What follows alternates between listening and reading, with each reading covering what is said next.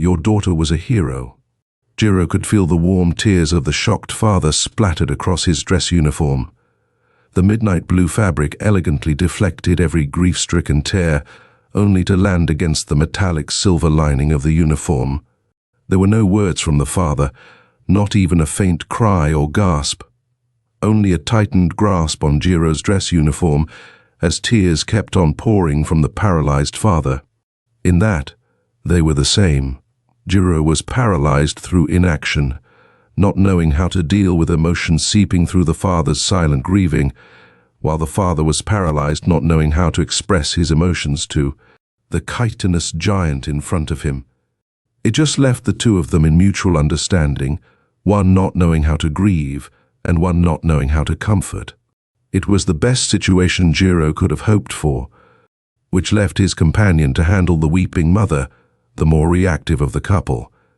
Yet Thomas always had a way of handling such nuanced issues, always knowing the intricacies of people's emotions and state of mind. "I never thought it would be her," the mother wailed in a tear-stricken voice. "I told her, oh my, I told her that she should have stayed out of the military, that she should have just gone anywhere else but there."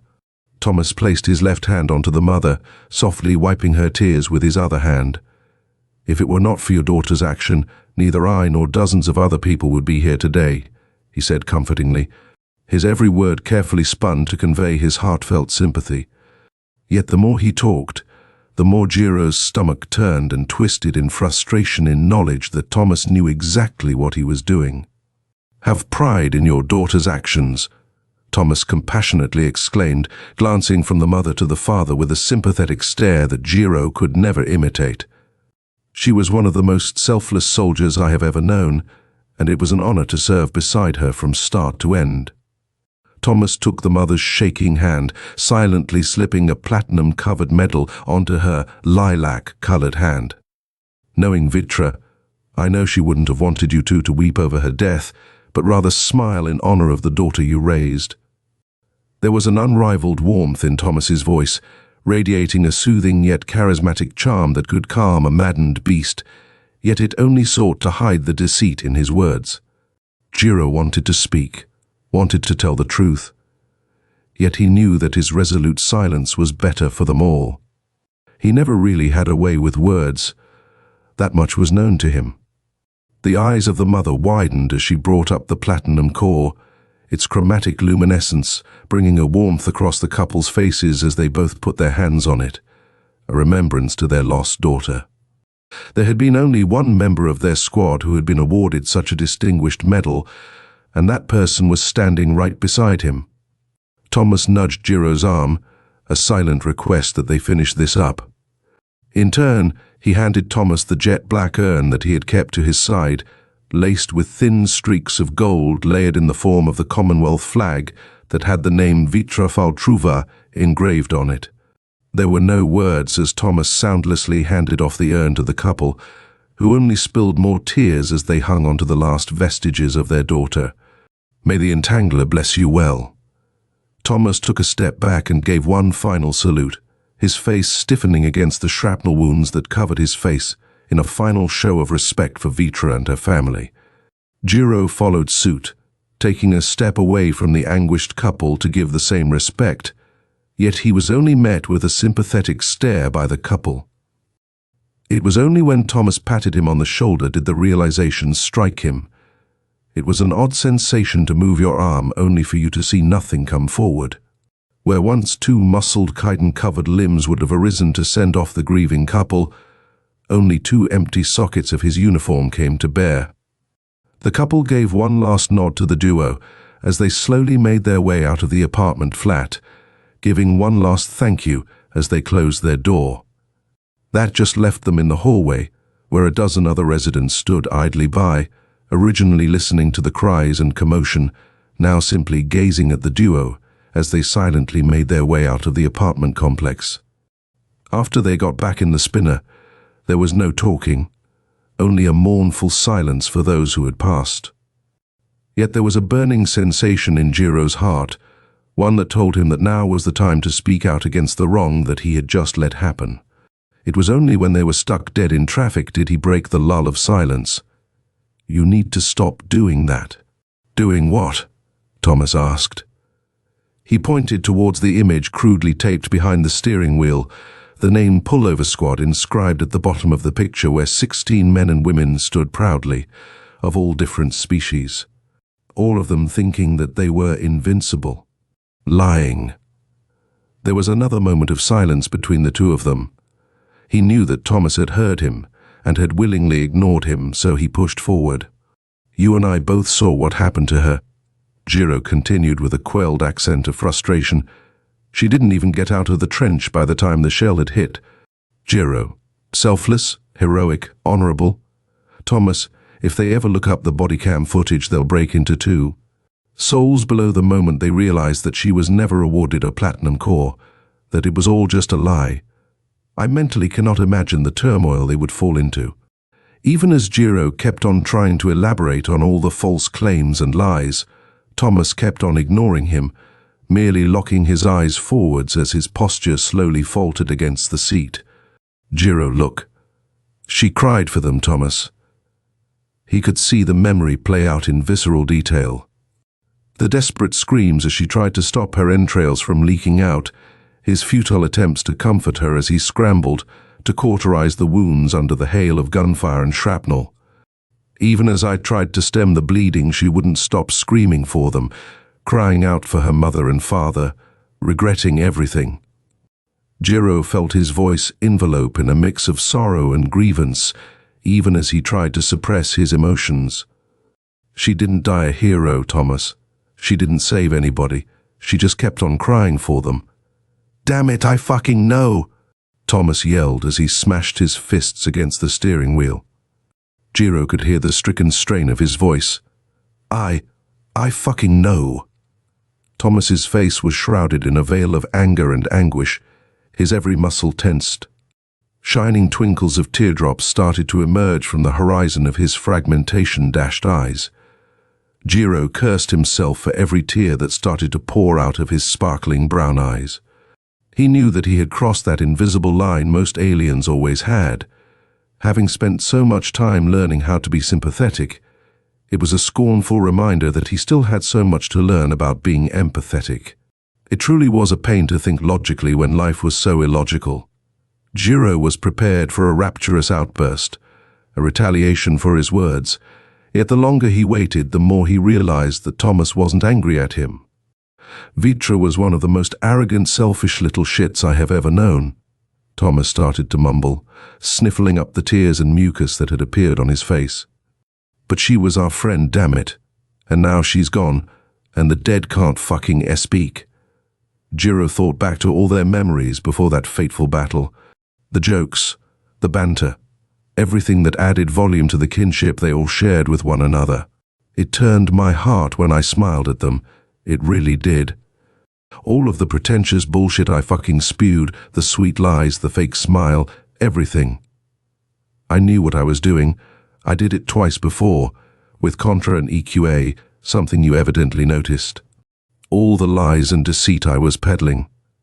There was a faint chuckle as Thomas stared open-eyed at the cityscape above, tears still passing across his charcoal skin. Vitra would have called me out at the first sight of my smile. She could always see past my poker face and all my half-truths. But this is her parents we're talking to, not her. The people who spent years nurturing their daughter, watching her first step until she waved them goodbye to head off to wherever she went before she ended up in the army. He turned to look at Jiro, his voice still carrying a tear-soaked cadence. "And now their daughter's dead. An urn to her legacy is the last thing they will ever have or see of her." He took in a deep breath as Jiro just somberly listened to his outpouring.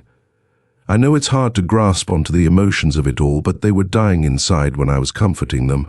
I could just tell. Their faces kept on crying out to be told that it wasn't all for nothing, that their daughter's life somehow went on to do something greater than any one of them could have achieved. Does that justify blatantly lying to them? He tried to voice the question as best as he could, trying not to worsen the streaks of tears on his friend's face. "Jiro, people don't like the truth. It's cold, ruthless, and uncaring, Thomas said, a sense of guilt spilling in the way he turned to gaze at the taped image. Yet people only know what they're told. So in a way, our lies become their truth, because they won't know anything else. To say it straight, what we say about Vitra now will be how people remember her. There was another interlude of silence between the two, filled only with the ambient hum of the spinner's repulsor lifts. Jiro let the weight of Thomas's words sink in before reigniting the conversation. Wouldn't it have been better if we told them that their daughter was always thinking of them? That Vitra thought of them even in her final moments? Thomas let out a deep sigh, slouching further against his seat.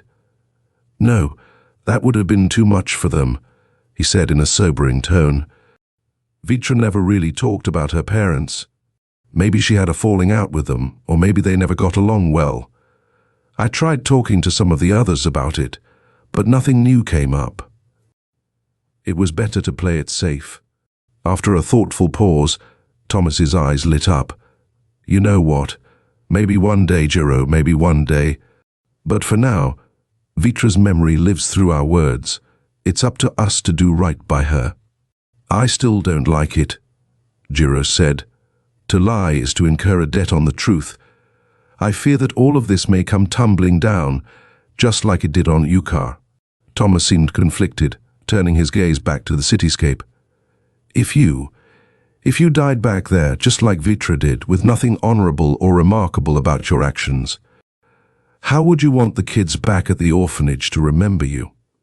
The question hit Jiro like a piece of shrapnel.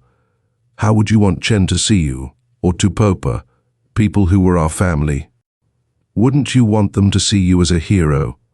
Jiro was lost in thought, racing through logical possibilities and desired outcomes until Thomas's hand on his shoulder pulled him back to reality.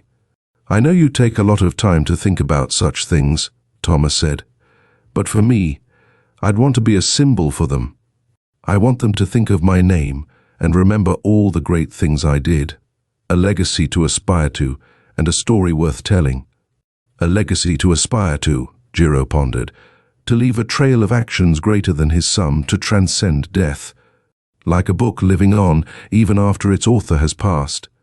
It came down to how a person was remembered, just like what Thomas was trying to accomplish. It was then Jiro noticed that Thomas's tears were trickling down his chitinous frame, not his, but Thomas's. The tears somehow ended up on Jiro, even though his uniform was meant to be hydrophobic. Us humans have a thing called a white lie, Thomas said. It's like a lie, but it's really not. It's still a lie. Yes, it's still ice. Thomas chuckled, wiping away the remaining tears. But these white lies don't hurt people. They can comfort and protect them. It's just how you use them. So your lies were white lies, meant to comfort and protect the grieving. Perfectly said, Bud. If only Vitra could see you finally understanding basic emotional concepts. Jiro smiled at the mention. Vitra would have joked about how he was a cold, emotionless giant. Usually he would get annoyed, but now it was a fond memory. If only she could. Their silence resumed for the rest of the journey, until Thomas tapped Jiro on the shoulder. We're here. Jiro looked out of the spinner. They had arrived beside one of the massive domed civic complexes of the old colonial part of the city. The lavish architecture and the clothing of the passers-by indicated that they were about to meet Io's family. Thomas was preparing himself for the inevitable, making sure all his tears had been wiped and that he looked as presentable as possible. Jiro asked, "How many more lies must we tell?" He already knew the answer. They still had 3 more urns to deliver, 3 families who would collapse in anguish as they realized their children were no longer living. Thomas patted Jiro on the back. "Let me handle the white lies. Just look pretty and comfort them." As they stepped out, Jiro felt the eyes of passing bystanders lock onto them. Their dress uniforms, those of privates and not officers, made the situation all too clear. Jiro's gaze locked onto a pair of elegantly dressed Wetcher holding a single bag of groceries. They were paralyzed with shock as they stared at the approaching duo. It felt as if fate had conspired to make them meet Io's parents in this manner. Yet Jiro and Thomas marched forward, maintaining their stoic appearance as the crowd seemed to freeze and watch them. The shock and panic on the couple's faces deepened as they realized the gravity of the situation.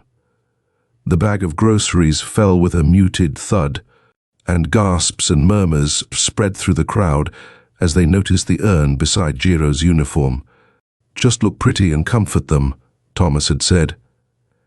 As they approached, the couple's faces filled with tears before they even spoke to them. "Let me do the white lies," Thomas said in a stoic, soothing voice. "Mom and Sir, just one more white lie," he told himself, as the couple's tears began to flow. "Just one more white lie."